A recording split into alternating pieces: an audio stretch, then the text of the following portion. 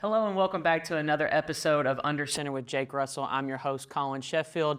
Alongside me, as always, is head coach Jake Russell. Coach Russell, the Tigers had a tumultuous road trip down to Florida. They take on Weber University, who was coming off of an FCS win over Stetson, and you all were able to handle the road trip pretty well despite all the adversity of a long halftime break due to weather delay, bus breakdown on the way there. You all were able to still get it done in a 38-14 victory.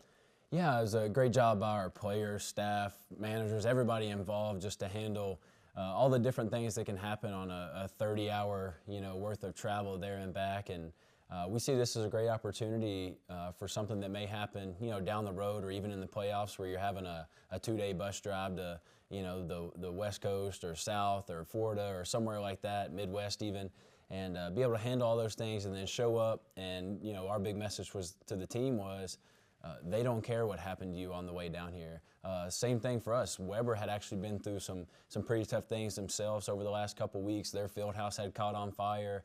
They're using their third different locker room in the last 2 weeks. So, both teams, and this is always true just for individuals or teams when you're playing sports, there's always going to be a lot of things going on. And the great equalizer about the game of football is when the kickoff happens, it doesn't matter, right? Then you have 60 minutes to go out there and all your preparation come to fruition. And at the end of the day, I think that was a really good win for our guys.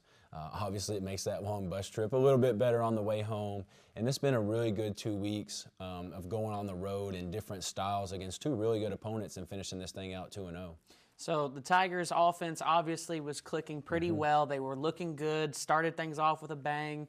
Trey Bass was as explosive, I think, as we've ever seen him. I believe is about 160 plus of his 200 in total yards were combined for his touchdowns. Yeah. So he had a lot of explosive touchdown runs and receptions. He was on fire. So it's been so awesome to see Trey's hard work, really show up. He's been a really good college football player for 3 years, now going into his fourth year here at Campbellsville. I watched Trey all summer, wake up early, work his tail off, go to work, come back later in the day, work more, lead other guys.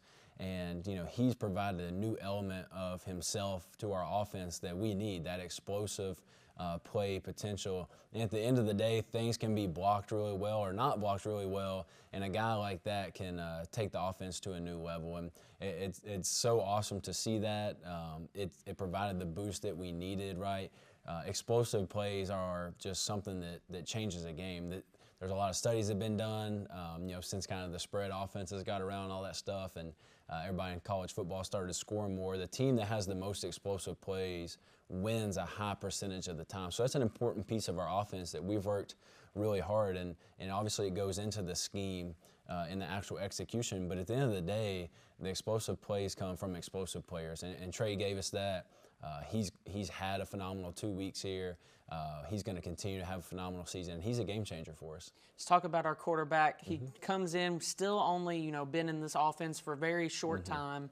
He throws for over 200 yards, has a touchdown pass, managed the game pretty well, but those 4 interceptions show up in the box stat, or at least in the box score, and you say that they're probably not exactly what people may think if they're just looking at the box score. Yeah, it's a very, very easy, simple fix. And what I really love the most is that this, really small mistake is something that he was able to make in a game that we still won, I would say comfortably by the fourth quarter. And that's a play and the type of play that we're going to run a lot, and it's very important to our offense.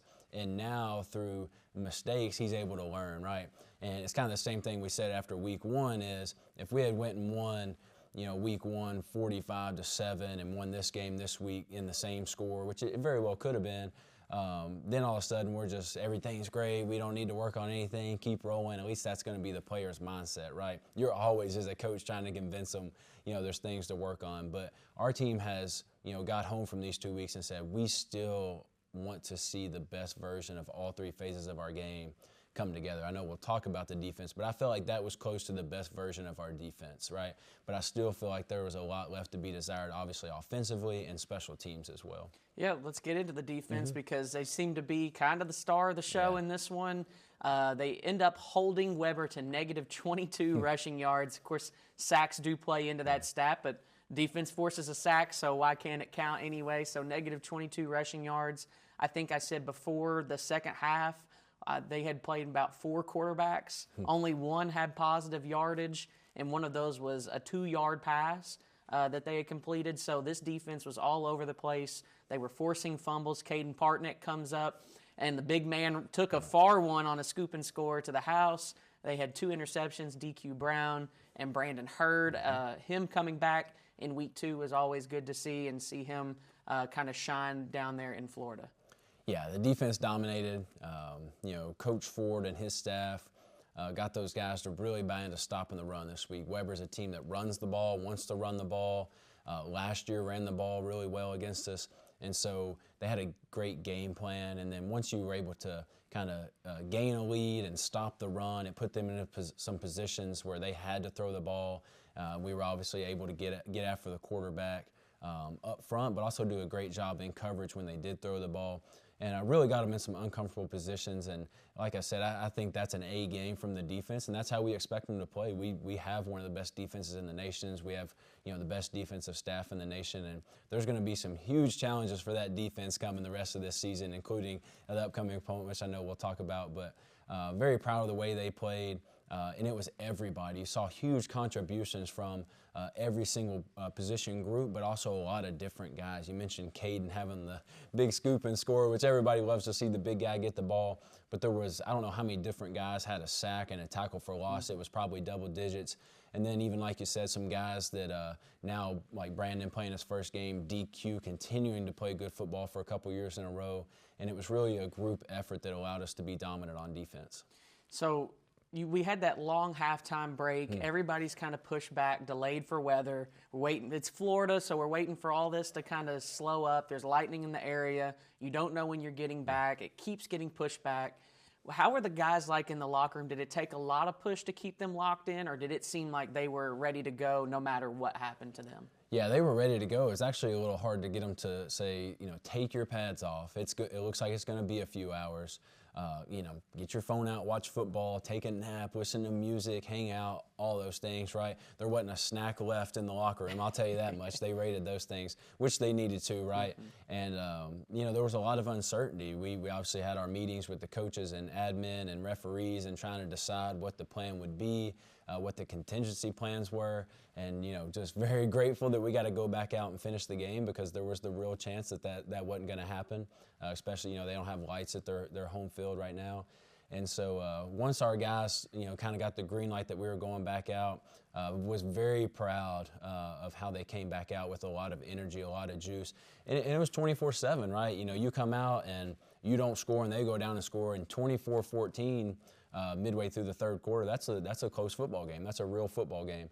And we come out and score just a couple plays in. Another great run by Trey Bass, blocked beautifully. The defense gets a stop, maybe even another turnover there, gets their big touchdown run, and then we're off and running, right? And we were able to, play a bunch of different guys there late in the game, get those guys experience. And overall, just a really good day, really good victory. And, just proud of the way the team played, like I said, in these 2 weeks that were both unique and challenging road trips. Well, Coach, we'll let you take a break, and when we come back, we'll sit down with Coach Owens here on Under Center with Jake Russell. When I never graduated from high school, I realized I wanted to go back to school because I didn't want to work these back-breaking jobs the rest of my life. With the help of my father and having my son, that was all the motivation that I needed to come back to school. I felt accomplished, made me feel that I could take on whatever challenges life throws at you. Find free adult education classes near you at finishyourdiploma.org.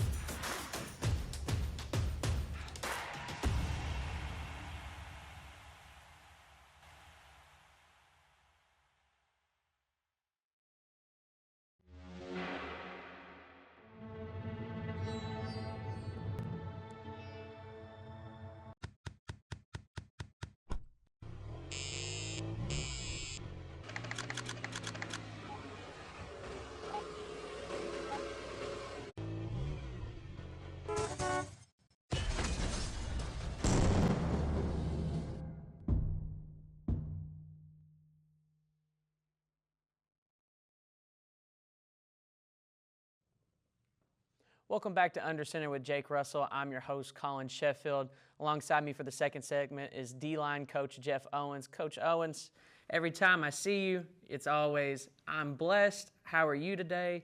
I always feel extra blessed when I'm with you, so I'm super excited to have you in this chair today. Well, thank you for having me, and that's one of my mottos, just count your own blessings and just thankful to be here and the opportunity to coach football for a living.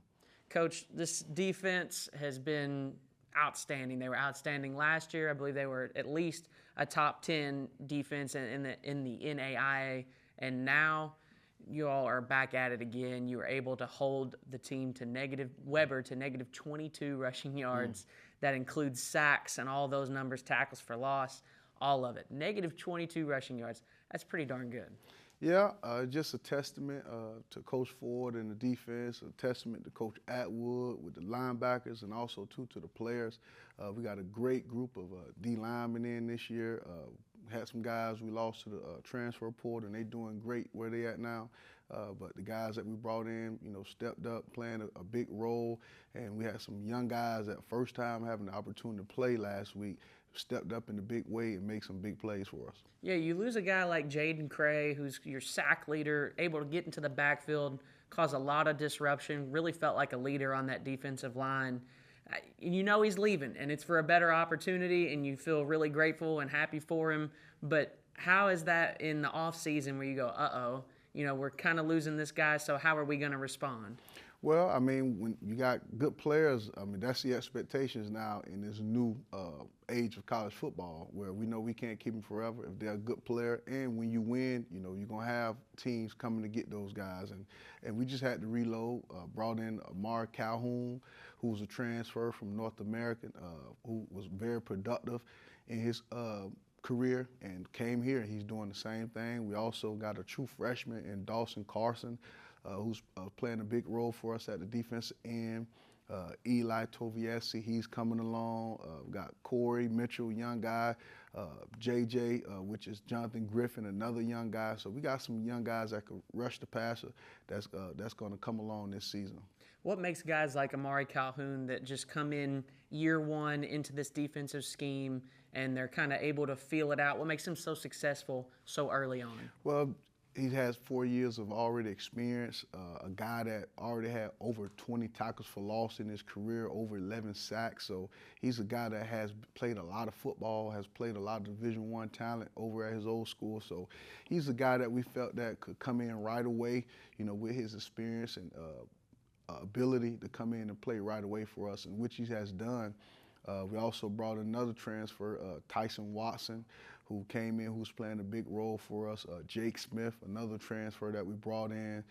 He's doing a tremendous job for us. So we got some guys, that came in and stepped up right away. Even guys that was here, even a Hernan Ortiz, who been here with us when we started, had played a big role for us this past week. And Caden Partnick played tremendous this past game. So we had some guys that stepped up, and we got some new guys that's stepping up. So we got a big challenge, a test of us this season, and we're going to try to tackle it. You speak of Partnick.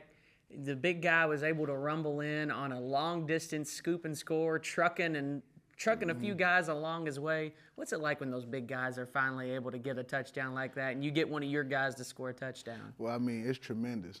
Usually that don't happen. And last year we had it, and this year again, so early in the season. So hopefully we can keep that trend and keep making plays, because that's what it's all about.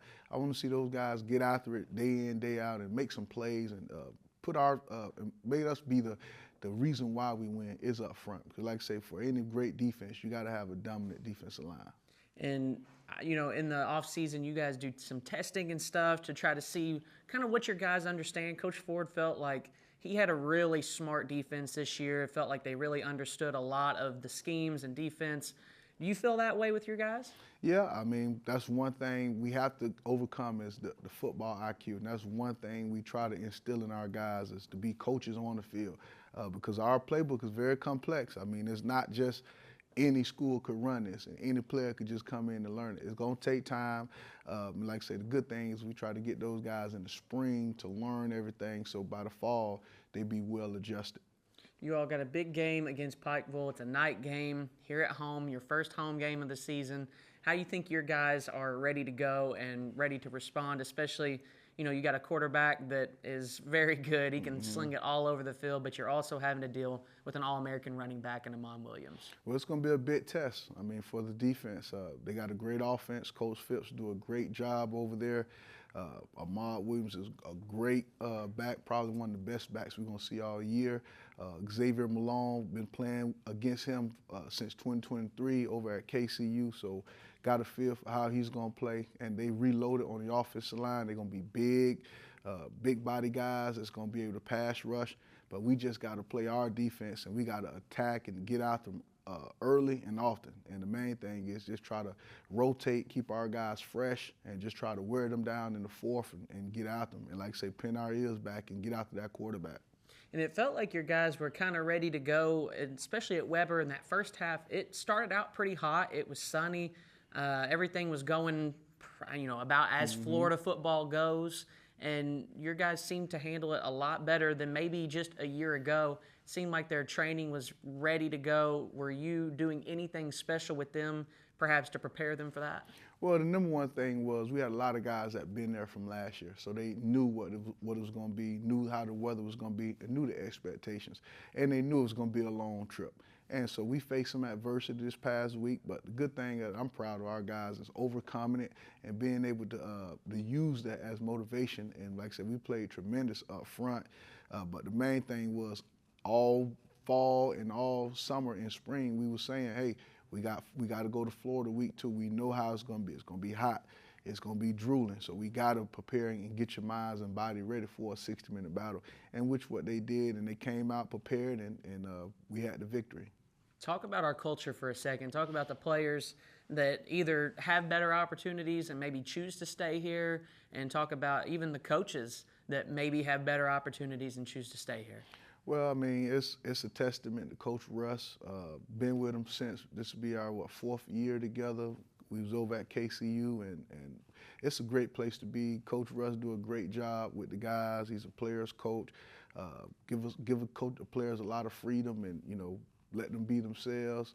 And like I say, it's a great place to be, and I'm excited to be here. And I love being in Campbellsville and work for this fine university. And like I say, the city's nice. We get a lot of support here. Just a great place to be, and the community loves us, and the players love it. Coach O, we appreciate you stopping by and taking time out of your busy schedule. We'll let you get back to it. Thank you. When we return to Under Center, we will sit down with Coach Russell and talk about the upcoming matchup with Pikeville here on Under Center with Jake Russell.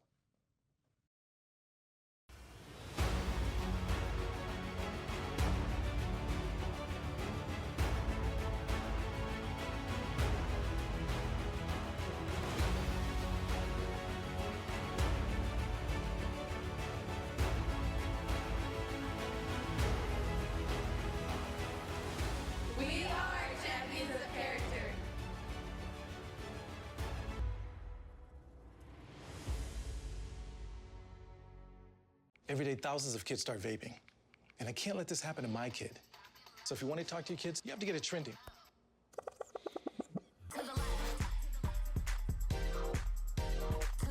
No, you're doing it wrong.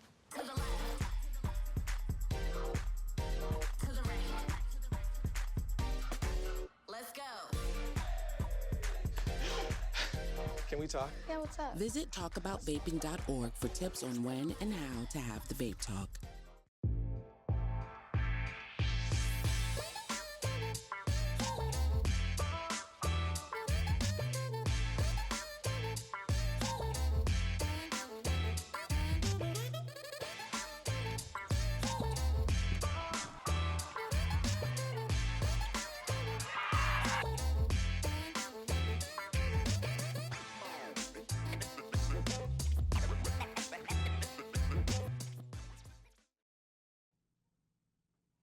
Welcome back to Under Center with Jake Russell. I'm your host, Collin Sheffield. Alongside me for the final segment is head coach Jake Russell. Coach Russell, you got a matchup against Pikeville at home. It's your only night game of the season. It's going to be a blackout. It's the first home game of the season. It's all of the above against a playoff team just a year ago. And this has been a shootout the last 2 years against this Pikeville team. And honestly, the way it's been looking, I don't know that you could expect any less this year. Yeah, probably true. We were very excited that UPike agreed to do another 2 years home and home. It's obviously a good in-state opponent. It's a great challenge. It's a really good program that's on the rise. Obviously, as you mentioned, was in the playoffs, won a playoff game last year, presents some very great and unique challenges on both sides of the ball for us, and we see this as another playoff caliber type game. We're super excited to be home for a few weeks as a program, all of our players, coaches, families for sure. And like you said, the one night game that we get this year, the blackout, our first home game, which we expect and need a really great crowd and atmosphere. And these are the fun ones, right? These are the ones that our players will just remember, like the Cumberland, Tennessee game last year, the blackout we did, phenomenal crowd, great game. And I probably, wouldn't expect anything less. UPike's going to come in and play really well. They're trying to gear up for another conference championship run, another playoff run. Coach Phipps, Coach Elliott, those guys do a great job over there. Coach Phipps does a really good job with the offense. It presents some very unique challenges. You got to cover every single yard, sideline to sideline, back of the end zone to back of the end zone. They've got a ton of talent on the offensive side. They've got some experience on the defensive side. So we're looking forward to it. Like, we're just, usual week of preparation, but we know it's a really good team coming in here Saturday night. We'll talk about that offense just a little bit. They're always a very high-scoring offense. They're very high-powered. They played Georgetown number 9 just 2 weeks ago for their week 1 game. And even though it's, a loss of 10 points or so, those 10 points were pretty much put on right towards the end in a short burst. So they were hanging around with Georgetown until midway through the fourth quarter. This is a very good offense. Xavier Malone is leading the way for them. We saw him back in 2022. Yeah. He threw for over 400 yards and 6 touchdown passes in that game. Of course, 3 years gone by, this is a different team. You got a different defense. Everything is different for him as well. So, but he had a really good game against Georgetown as well. Yeah, that was a close game. The score ended up being, I think, 17 points, but that was a 1-touchdown game well into the fourth quarter. And then you mentioned Xavier Malone, unbelievable talent. I mean, that guy's a great athlete, just off the charts arm talent, can make every throw on the field. And then when you add in their really good offensive line and a bunch of awesome skill guys, an All-American running back, our defense is going to be up for this one. We know that we can't let the foot off the gas this week, because getting up 2 or 3 touchdowns is nothing for UPike to come back and make it a game. And like you said, it's been a really fun game the last 2 years. We expect another really fun one. And this is one where you have to stay focused all 60 minutes on both sides of the ball to make sure that you secure the victory. And I think there's a couple teams in our conference that are now running a little bit of a similar style. I think UPike's is just really fine-tuned, and Coach Phipps does a great job with it. I think this is a good opportunity for us to see a very high-powered offense that will throw the ball, sideline to sideline and all the way down the field. And they also have an All-American running back. So this is something that you're going to have to play really well in all phases of the defense, and also do a great job on offense of impacting the whole game. Field position, time of possession, converting third downs, converting any fourth downs, those are all going to be huge factors in this game. You talk about Amon Williams. That's their All-American running back. He's very good. Against number 9 Georgetown, which is a very stout defense, he had 117 total yards and a touchdown. He's a dual threat, so both passing and rushing. How has he how do you even game plan for a running back that can catch the ball so well and run the ball so well? Obviously, Georgetown has to deal with that with us, but how do you game plan that for him? Yeah, he had 16 catches against Georgetown. That's got to be probably an NAIA record for running backs. And so it's really, how do you slow him down, right? Our defense takes a lot of pride in trying to take away the other team's best players. What's really tough about them is they've got best players everywhere, right? And I think we pride our offense in that, right? You can't just take one thing away and it impact the game. And so Coach Phipps does a good job. If you're trying to take away the pass, he'll run it, right? If you're trying to stop the run, he'll throw it a bunch. And when they're really clicking, they're doing both well. And so the big challenge is going to be not only how do we stop him when he gets the ball as a runner, how do we defend him in the passing game, right? And they've obviously found a really good way to get him extra touches through the passing game. And like I said, it's going to be a huge challenge. He's going to touch the ball 20 to 30 times. It's can we eliminate the explosive plays? They're a very explosive offense. We talked about that in the first segment about how important explosive plays are. And that's what we're really going to focus on eliminating. So you come back this week after 2 long weekends of road trips and everything going on with that. I saw you all were back in Calhoun, Georgia, I think around 5 a.m. So that means, what time do you all end up getting back home? 11:30 a.m. 11:30 a.m. on Sunday. So you were able to get maybe some semblance, even though it's probably a lazy, slow Saturday or Sunday, able to kind of get back to somewhat of a normal go for this coming week. Yeah, in theory, this is a normal week. I think one thing this week that's on our plate that'll probably be different than most weeks is a lot of those things that lead up to the first, big home game, right? We've got guys doing extra photos. We've got guys filming a pregame hype video. We're going to take our whole team to the men's soccer game this week. We want to try to go and support all the other teams that we can on campus. And then you've still got to have 3 really good practices. Had great film review and special teams meetings on Monday, and then Friday have a great walkthrough and preparation. And then a 7 p.m. game presents its own challenges, right? The 12 p.m. or even the 1:30, you wake up, you walk through, you eat, and you go play. Now we're going to wake up, we're going to walk through, we're going to go eat, and then we're going to have 4, 5, 6 hours to do something with, right? And so, for me, I really don't like it because it's just sitting around waiting. It's trying to just basically make yourself busy until you can go out on the field and play the game. And as I mentioned before, nobody cares when the ball's kicked off about any of that stuff. So it's going to be a great challenge for us. You never know what time you're going to go play if you make the playoffs, whether you're hosting and it's a home game, whether it's an away game. I talked to our leadership council this week about the next 6 weeks being at home presents its own type of challenges, right? Going on the road eliminates a lot of distractions that are on that our guys face while they're on our campus. And so we're really excited to see how our team handles this, and we're also really excited to be at home and experience that atmosphere. Well, Coach, thank you for taking the time to sit down with us. Excited to be back at home for you, Pike. It's going to be a great one, and everybody should show up and show out. Yeah, please show up. It makes a difference for the game. It makes a difference in our recruiting, and we just love being at home and playing in front of the home crowd and band, cheer, and dance teams and all those things. Well, thank you, Coach. Tigers are back at home after a 2-week road stand. Now they're back at home for a night game, 7 p.m. against the University of Pikeville. This game will be free on our Campbellsville Claw United YouTube page. It'll also be streamed on the Urban Edge Network as a part of NAIA's Game of the Week. So you can be sure to catch us either on that or on the YouTube channel. I'm always going to push you to go to the YouTube channel. You can also catch us on 88.7 The Tiger, myself and Khalil Baker on that call, as well as it also being youth night.